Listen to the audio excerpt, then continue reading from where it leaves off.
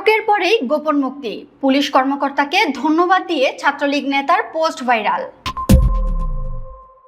যশোর সদর উপজেলার নরেন্দ্রপুর পুলিশ ফাঁড়ির এক কর্মকর্তার বিতর্কিত ভূমিকা এবং আটক হওয়ার পর রহস্যজনকভাবে মুক্তি পাওয়া এক ছাত্রলীগ নেতার ফেসবুক স্ট্যাটাসকে কেন্দ্র করে জেলা জুড়ে ব্যাপক চাঞ্চল্য ও তোলপাড় সৃষ্টি হয়েছে। আটকের পর আইনি প্রক্রিয়া ছাড়াই মাঝপথ থেকে গোপনে ছেড়ে দেওয়ার ঘটনায় পুলিশের পেশাদারিত্ব নিয়ে প্রশ্ন তুলেছেন স্থানীয় সচেতন মহল। আলোচনার কেন্দ্রে রয়েছেন যশোর সদর উপজেলার কচুয়া ইউনিয়ন ছাত্রলীগের সাবেক সভাপতি মোহাম্মদ রোকনুজ্জামান খান।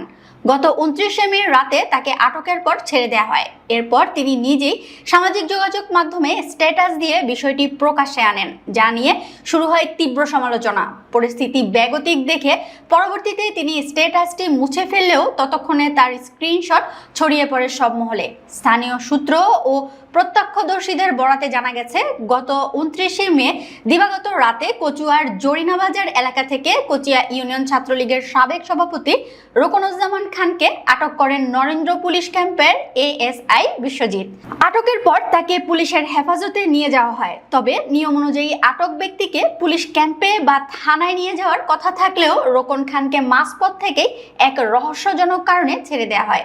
গোপনে মুক্তি পাওয়ার পর রোকনুজ্জামান খান তার নিজের ফেসবুক আইডি রোকন খান থেকে একটি দীর্ঘ পোস্ট দেন। সেখানে তিনি তার রাজনৈতিক প্রতিপক্ষকে ইঙ্গিত করে লেখেন, তাকে রাজনৈতিকভাবে হেনস্থা করার উদ্দেশ্যে কেউ ভুল তথ্য দিয়ে পুলিশের কাছে ধরিয়ে দিয়েছিল। তবে পোস্টে তিনি সবচেয়ে বেশি গুরুত্ব দেন তার মুক্তির প্রক্রিয়ার উপর। তিনি উল্লেখ করেন, তার ছোট ভাইদের নিরলস চেষ্টা ও আল্লাহর অশেষ রহমতে তিনি দ্রুত মুক্তি পেয়েছেন।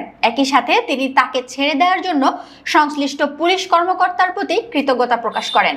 এই পোস্টটি প্রকাশের পরপরই এলাকায় সমালোচনার ঝড় ওঠে। সাধারণ মানুষের মনে প্রশ্ন জাগে, একজন আটক ব্যক্তিকে আইনি প্রক্রিয়ায় না নিয়ে মাঝপথ থেকে ছেড়ে দেওয়া কি কোনো বিশেষ রাজনৈতিক প্রভাবে হয়েছে, নাকি এর পেছনে অন্য কোনো গোপন সমঝোতা রয়েছে? বিশেষ করে একজন পুলিশ কর্মকর্তাকে ধন্যবাদ জানিয়ে দেওয়া পোস্টটি পুলিশের নিরপেক্ষতাকে প্রশ্নের মুখে দাঁড় করিয়েছে। এই বিষয়ে নরেন্দ্রপুর পুলিশ ফাঁড়ির এএসআই বিশ্বজিৎ বলেন, একটি ওয়ারেন্ট তামিল করার জন্য আমরা জরিনাবাজারে গিয়েছিলাম। রোকনুজ্জামান খানকে হেফাজতে নিয়ে তার ঠিকানা জানতে চাওয়া হয়েছিল, কিন্তু ওয়ারেন্টে থাকা আসামিদের পিতার নামের সাথে তার পিতার নামের মিল না থাকায় আমরা স্থানীয় বিএনপি নেতা আজাদ খানের শরণাপন্ন হই। পরে নিশ্চিত হওয়া যায় যে আমরা যাকে খুঁজছি এই রোকন সেই ব্যক্তি নন। ভুল ভাঙার পর তাকে ছেড়ে দেওয়া হয়।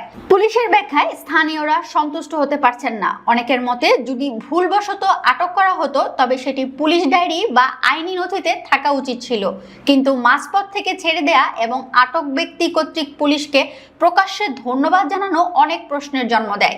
এদিকে ছাত্রলীগ নেতা রোকনুজ্জামান খান স্ট্যাটাস মুছে ফেললেও স্থানীয়দের আলোচনা থামছে না। জনমনে প্রশ্ন থেকেই যাচ্ছে, পুলিশের এই ভুল সংশোধন কি নিছকই ভুল ছিল, নাকি এর পেছনে ছিল অন্য কিছু? যশোরের রাজনৈতিক ও প্রশাসনিক অঙ্গনে এই ঘটনা এখন টক অব দ্য টাউন।